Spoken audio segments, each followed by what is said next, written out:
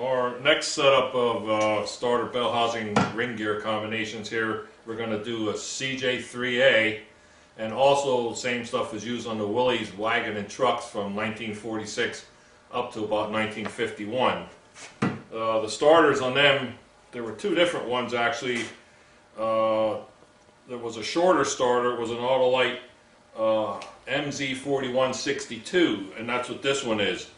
Then there was a little bit longer of a starter, an MZ4137, which was a little bit longer in the neck in the front here. But they were basically the same. They had a lever sticking out the top that, when you pull it back, actually physically engages the Bendix drive into the ring gear.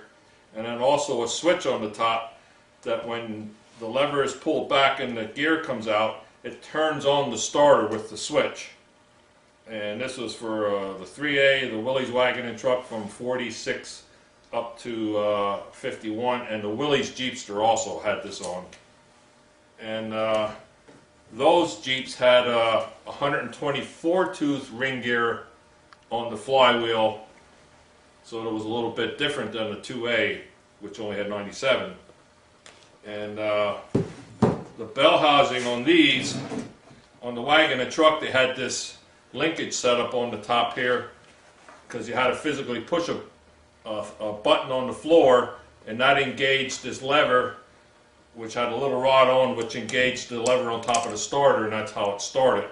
It was a manually engaged setup with linkage. And on the CJ3A, all it had was this little pedal linkage here that just stuck through a hole in the firewall, and that was all that did was hook on the starter, and that's how they worked. On the CJ3A, it had just this little pedal rod here that went through a hole in the firewall and hooked on the lever there, that when you pushed it, it pushed the Bendix out and went back and turned the switch on. And on the wagons and trucks, there was a spring-loaded pedal thing you pushed on the floor, and it had a little linkage going over to this. It was a little bit different, but the starter and the bell housing and the flywheel combination was all the same.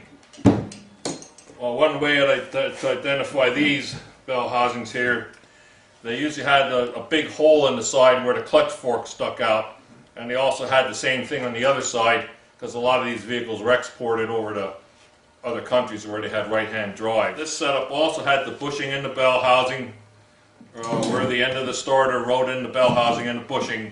And you always want to make sure when you put another starter in or change your starters, or that you make sure you change these bell housing bushing, because a lot of times they're wore out. And if you put a good starter in a wore out bushing, it drags the armature on the fields, and then they don't start right.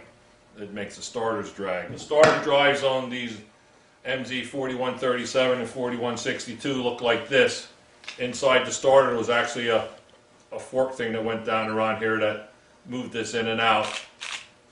And these just had a spring here, and these things had clutches inside of here that actually caught to drive these things when you push them out, and then just had the gear in the front.